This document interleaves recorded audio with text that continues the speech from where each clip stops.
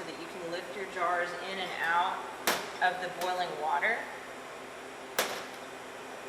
And this is a really handy tool. It's not super necessary, but it's a funnel, and it'll fit, you know, small, medium, or wide mouth jars.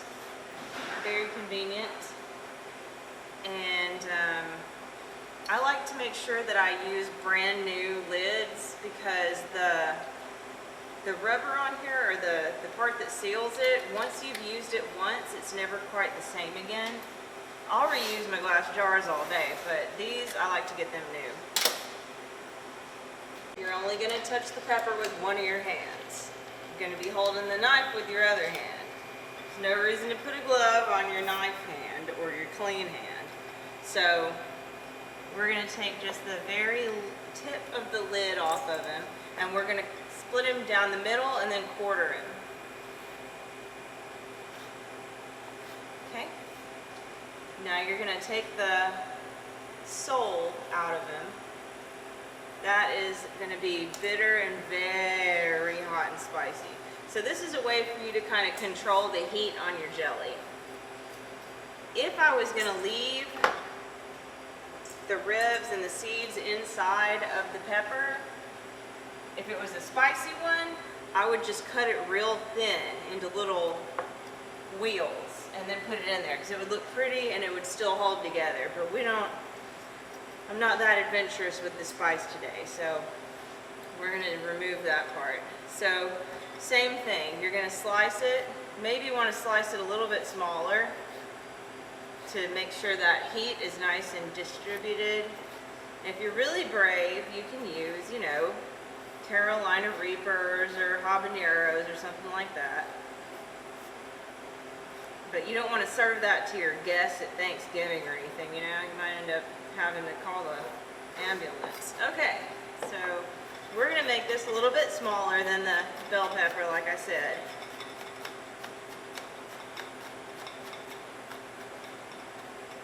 Okay, when you got that all packed away, I like to use my knife as a spatula sometimes. There we go. You're going to take this glove off like this, alright? Safe.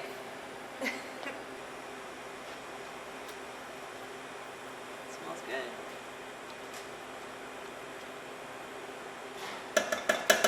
The good thing about appetizers for a holiday is that you got people coming in and out at different times. I mean, it may not be that way this year, but you can have stuff that's kind of shelf stable and it's going to be safe sitting out for a while. This is definitely one of those things. I wouldn't have it sitting on the counter overnight or anything, but it'll be long gone by the time the day's over, because it's good. I can sit there and eat it for, yeah, we'll not talk about that. Alright, so I'm going to sprinkle this over it, this Sure Gel. And if you got a clump or two in there, it ain't that serious. You can just go in with a spoon or a fork and smash it up a little bit. No big deal. Alright, we're going to let that soak in, stir it up a little bit more, and we're going to cook it for another 1 to 2 minutes. Now this is on high heat, okay? Still rolling on high heat. It's crazy how there's no, like, there's only 1 cup of liquid added to this, but so much moisture, like, gets leached out of the peppers. And when you're done, this product just smells amazing.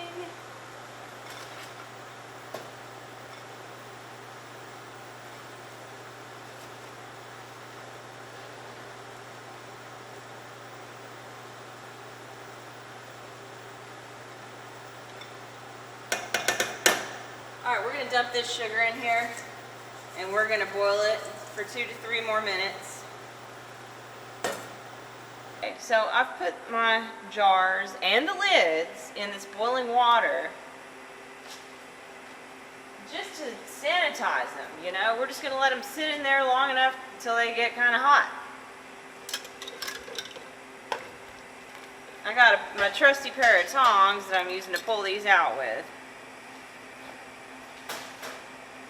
But once they get full of jelly, we're going to need these jar tongs, because it's not going to we're not going to want to be dumping anything out of them.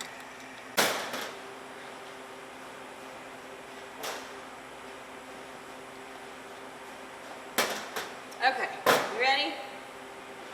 So I've got my lids sanitized, my jars sanitized, and I even dunked this and this to sanitize them too, just to be on the safe side.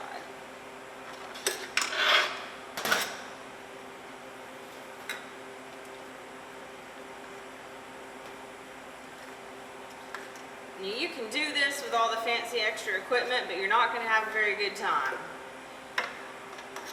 If you get any of your jelly or any of your pickling stuff on the rim of your jar, you're going to want to make sure that you take a cloth, dip it in your boiling water, and then rub the rim of that jar clean. That way you're still working with something that's shelf stable. That's the whole point of canning, you know. Almost full.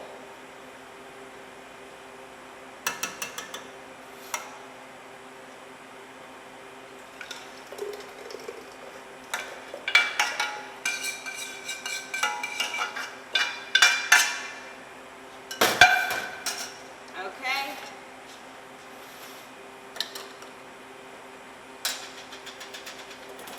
You're going to set on here. Don't worry about that for the time being. Just close it. You don't need to close it super tight. Just close it to where it's secure. We're going to take it back over here and put it in our boiling water again so it'll seal.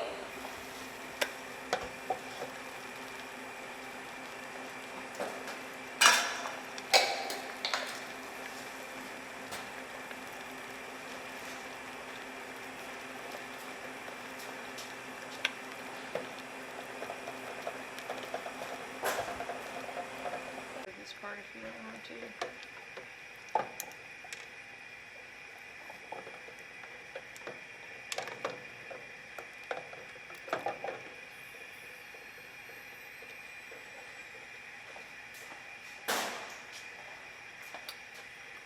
All right. Oh, he fell over.